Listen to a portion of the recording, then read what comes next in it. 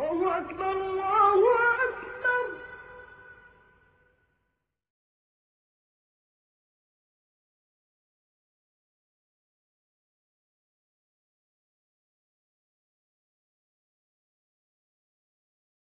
صحیح بخاری حدیث نمبر 179۔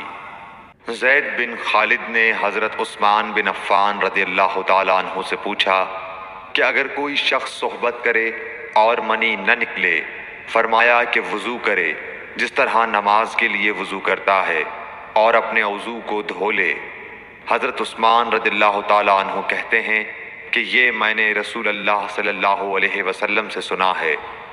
زید بن خالد کہتے ہیں کہ پھر میں نے اس کے بارے میں حضرت علی، زبیر، طلحہ اور ابی بن کعب رضی اللہ عنہم سے دریافت کیا، سب نے اس شخص کے بارے میں یہی حکم دیا۔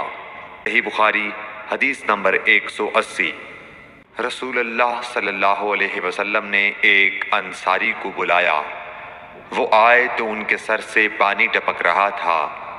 رسول کریم صلی اللہ علیہ وسلم نے فرمایا، شاید ہم نے تمہیں جلدی میں ڈال دیا۔ انہوں نے کہا، جی ہاں۔ تب رسول اللہ صلی اللہ علیہ وسلم نے فرمایا کہ جب کوئی جلدی کا کام آ پڑے یا تمہیں انزال نہ ہو تو تم پر وضو ہے، غسل ضروری نہیں۔ صحیح بخاری حدیث نمبر 181۔ رسول کریم صلی اللہ علیہ وسلم جب عرفہ سے لوٹے تو پہاڑ کی گھاٹی کی جانب مڑ گئے اور رفع حاجت کی۔ اسامہ کہتے ہیں کہ پھر آپ نے وضو کیا اور میں آپ صلی اللہ علیہ وسلم کے اعضاء پر پانی ڈالنے لگا اور آپ وضو فرماتے رہے۔ میں نے کہا، یا رسول اللہ، آپ اب نماز پڑھیں گے؟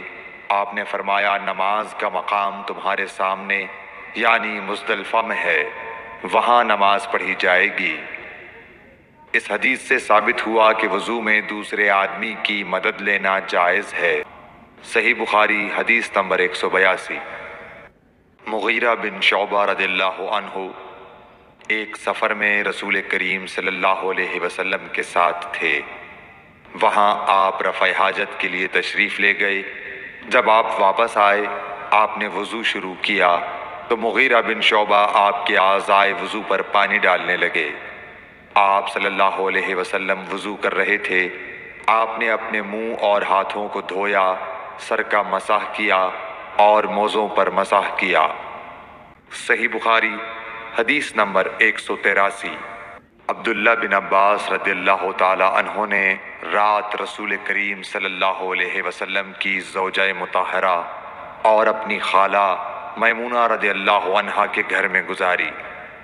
وہ فرماتے ہیں کہ میں تکیے کے عرض یعنی گوشے کی طرف لیٹ گیا اور رسول کریم صلی اللہ علیہ وسلم اور آپ کی اہلیہ نے معمول کے مطابق تکیے کی لمبائی پر سر رکھ کر آرام فرمایا۔ رسول اللہ صلی اللہ علیہ وسلم سوتے رہے اور جب آدھی رات ہو گئی یا اس سے کچھ پہلے یا اس کے کچھ بعد آپ بیدار ہوئے اور اپنے ہاتھوں سے اپنی نیند کو دور کرنے کے لیے آنکھیں ملنے لگے۔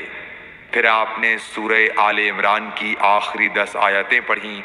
پھر ایک مشکیزے کے پاس جو چھت میں لٹکا ہوا تھا آپ کھڑے ہو گئے اور اس سے وضو کیا، خوب اچھی طرح، پھر کھڑے ہو کر نماز پڑھنے لگے۔ ابن عباس رضی اللہ تعالی عنہ کہتے ہیں، میں نے بھی کھڑے ہو کر اسی طرح کیا جس طرح آپ نے وضو کیا تھا۔ پھر جا کر میں بھی آپ کے پہلو مبارک میں کھڑا ہو گیا۔ آپ نے اپنا داہنا ہاتھ میرے سر پر رکھا اور میرا دایاں کان پکڑ کر اسے مروڑنے لگے۔ پھر آپ نے 2 رکعتیں پڑھیں، اس کے بعد پھر 2 رکعتیں پڑھیں، پھر 2 رکعتیں پڑھیں، پھر 2 رکعتیں پڑھیں، پھر 2 رکعتیں پڑھیں، پھر 2 رکعتیں پڑھ کر اس کے بعد آپ نے وتر پڑھا اور لیٹ گئے۔ پھر جب مؤذن آپ کے پاس آیا تو آپ نے اٹھ کر 2 رکعت معمولی طور پر پڑھیں، پھر باہر تشریف لا کر صبح کی نماز پڑھی۔ صحیح بخاری حدیث نمبر 184۔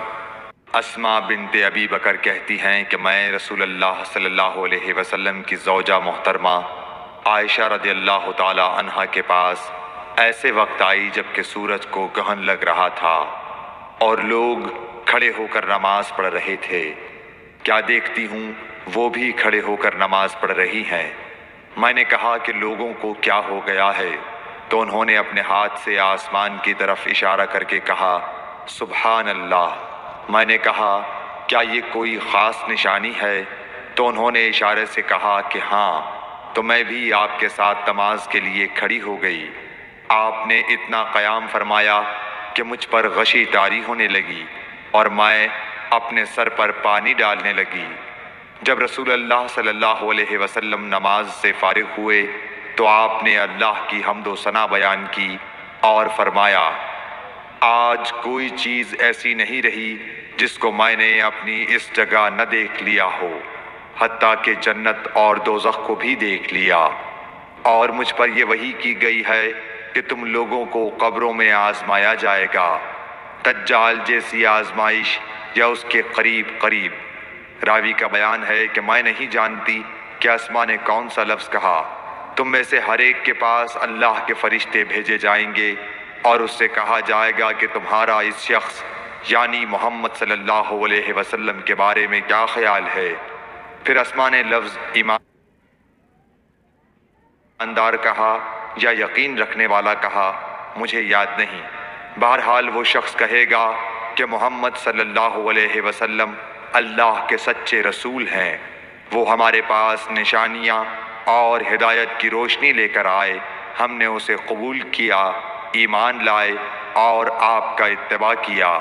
پھر اس سے کہہ دیا جائے گا کہ تو سو جا، در حال یہ کہ تو مرد صالح ہے اور ہم جانتے تھے کہ تو مومن ہے۔ اور بہرحال منافق یا شکی آدمی، اسما نے کون سا لفظ کہا مجھے یاد نہیں، جب اس سے پوچھا جائے گا کہے گا کہ میں کچھ نہیں جانتا، میں نے لوگوں کو جو کہتے سنا وہی میں نے بھی کہہ دیا۔